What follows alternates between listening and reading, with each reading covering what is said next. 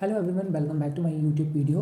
तो आज हम आए हैं एक इंपॉर्टेंट टॉपिक के साथ। तो हमें एक डिजिटल इलेक्ट्रॉनिक्स का एक क्वेश्चन पेपर पुराना मिला और उसमें हमें एक क्वेश्चन दिखा, draw the truth table and logic diagram of full adder, जो कि बहुत ईजी क्वेश्चन है और ये आपको 10 मार्क्स में पूछा गया है।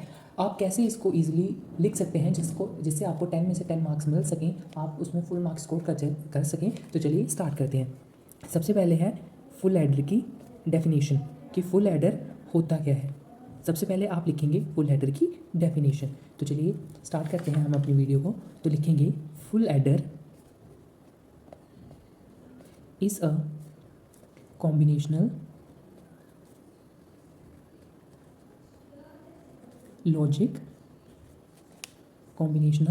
Logic circuit that are used to add 3 binary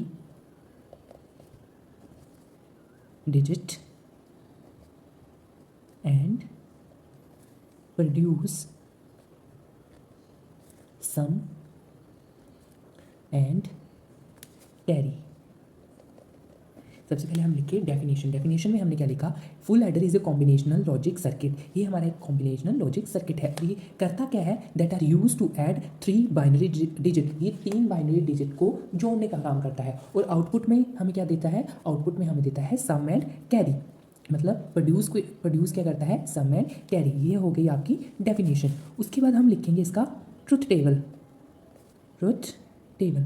आज हम बहुत इजी तरीके से ट्रुथ टेबल समझेंगे। तो ये कितनी बिट्स को जोड़ता है, ये 3 बिट्स को ऐड करता है। तो 2⁻3 8। तो हम कितनी इनपुट लेंगे, हम 8 इनपुट्स लेंगे। तो चलिए स्टार्ट करते हैं। A B C कितनी इनपुट लेगा, ये 3 बाइनरी बिट लेगा और इनपुट कितनी लेगा, 8 लेगा। सबसे पहले हम लिखेंगे 0 1 0 1 0 1 0 1। नेक्स्ट 0 0 1 1 0 0 1 1 0 0 0 0 1 1 1 1। और प्रोड्यूस क्या करेगा, प्रोड्यूस ये करेगा हमारे पास सम एंड कैरी। ठीक है, तो ये 0 से कहाँ तक हो गया, 1 2 3 4 5 6 7। तो ये हमारे पास 3 इनपुट, हमने यहाँ पर 3 बाइनरी बिट को लिया। अलग अलग तरीके से हम उसको इनपुट देंगे, कभी 0 0 0 देंगे, कभी 1 0। तो कितने हमारे पॉसिबल बन सकते थे,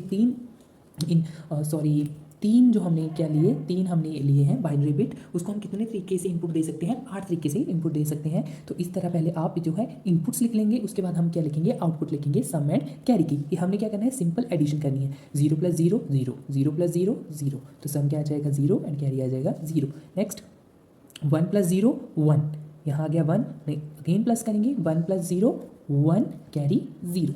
नेक्स्ट है 0 + 1 1 1 + 0 1, कैरी क्या हुआ, कुछ कैरी जनरेट नहीं हुआ तो 0। अब यहाँ देखते हैं 1 + 1, ये हमारे पास होता है 0 1 1। क्या हुआ हमारे पास, 1 प्लस जो हमारा 1 होता है, यहाँ मैं आपके लिए दिखाता हूँ। 1 + 1 हमारे पास होता है 0 1 0। ये हमारा आता है सम और 1 क्या होता है, ये होता है कैरी। तो यहाँ पर हमारे पास कैरी जनरेट हो गया, तो उसको लिखेंगे 1 और यहाँ क्या बचा 0 0 + 0 0। नेक्स्ट 0 + 0 0 0 + 1 1, कुछ कैरी जनरेट नहीं हुआ तो यहाँ आएगा 0। नेक्स्ट 1 + 0, तो क्या हुआ 1, यहाँ 1 आ गया। नेक्स्ट फिर प्लस करेंगे 1 + 1 0 1, तो यहाँ आएगा 0, ये कैरी जनरेट हुआ हमारे पास 1। नेक्स्ट 0 + 1 1, तो सिमिलरली यहाँ भी हमारे पास क्या जनरेट हुआ, एक कैरी जनरेट हो गया। लास्ट हम लिखेंगे 1 + 1, यहाँ क्या बचा 0 और एक यहाँ हो गया कैरी। ठीक है, और 0 + 1 1। तो इस तरह से था जो हमारा ट्रुथ टेबल, बहुत इजीली हमने समझा। इस तरह से अगर आप ट्रुथ टेबल ही बनाएंगे तो आपको एग्जाम में कभी नहीं भूलेगा। नेक्स्ट हम लिखेंगे इनकी इक्वेशंस, सम और कैरी की क्या लिखेंगे, इक्वेशंस लिखेंगे। वो कैसे लिखेंगे, चलिए देखते हैं। सम की इक्वेशन लिखते हैं हम। सबसे पहले हम वो इनपुट्स लेंगे जिनके आउटपुट में 1 आया है। तो सबसे पहले 1 कहाँ आया है, यहाँ आया है, और 1 वाले डिजिट पर हम लगाएंगे। अब हम निकालेंगे इक्वेशंस। सबसे पहले हम इक्वेशन निकालेंगे सम की। तो हम इक्वेशंस कैसे निकालेंगे, अब हम सम की इक्वेशन निकाल रहे हैं तो हम देखेंगे सम की आउटपुट्स को देखेंगे। तो सम की आउटपुट्स हम वो लेंगे जिन आउटपुट में 1 आया हो। 1 किस में आया है, एक 1 में आया है, एक 2 में, और यहाँ पर पास 4 और 7 के जो बाइनरी नंबर्स हैं उनके आउटपुट पे हमें आया है 1।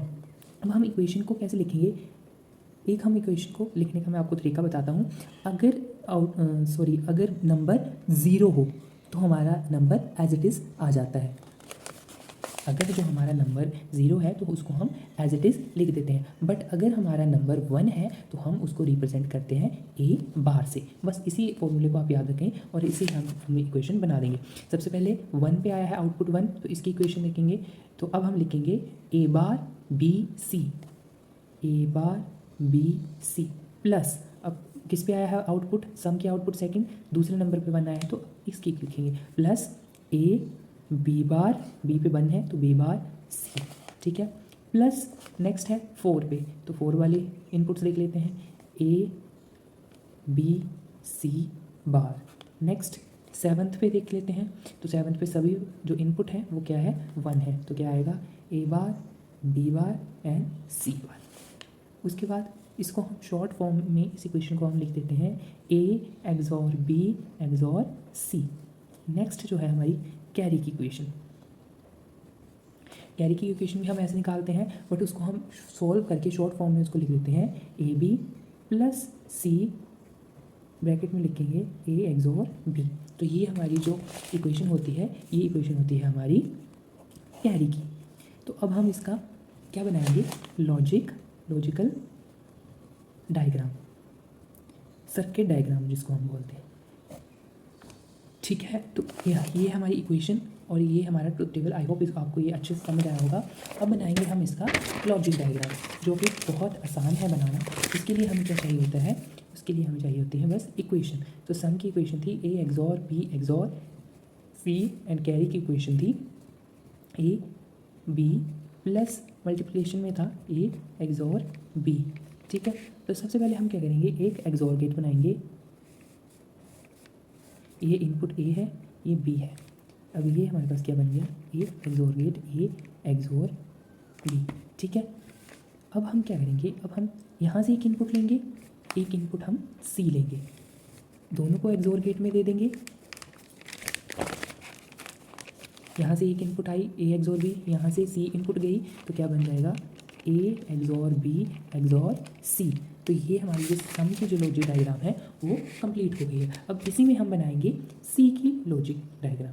तो क्या सबसे पहले है ए एंड बी, ये कौन सा गेट होता है, ये हमारे पास होता है एंड गेट। ये एक इनपुट आई ए से, एक आई बी से, कौन सा गेट बना दिया हमने, एंड गेट। अब हम ये देखते हैं C into A XOR B, A XOR B यहाँ है हमारे पास, तो हम यहाँ से एक इनपुट ले लेंगे, ठीक है। मल्टीप्लिकेशन किसके साथ हो रही है, सी के साथ, तो सी से एक इनपुट लेंगे, आपस में क्या हो रहे हैं, मल्टीप्लाई। तो मल्टीप्लाई कौन सा गेट करता है, एंड गेट करता है। तो यहाँ पर हमारी क्या है, यहाँ पर आया ए बी आउटपुट और यहाँ पर क्या आया सी ए एक्सॉर बी। अब इन दोनों के बीच में क्या है, इन दोनों के बीच में है प्लस का साइन। तो ये एक इनपुट यहाँ से ली, एक इनपुट यहाँ से ली, दोनों को प्लस करना है। तो प्लस के लिए हमारे पास कौन सी इक्वेशन होती है, सॉरी गेट होता है और गेट। तो हमने इसको इस गेट में दे दिया, तो ये क्या बन गया A plus C A XOR B, जब हमने इसको और गेट में दिया। तो ये थी जो हमारा logic diagram of A XOR B का। तो अगर आपको इस तरह की वीडियोस चाहिए तो आप हमारे जो चैनल है उसको फॉलो कर सकते हैं। आई होप आपको वीडियो अच्छी लगी हो। अगर वीडियो अच्छी लगे, like share and comment and subscribe the channel.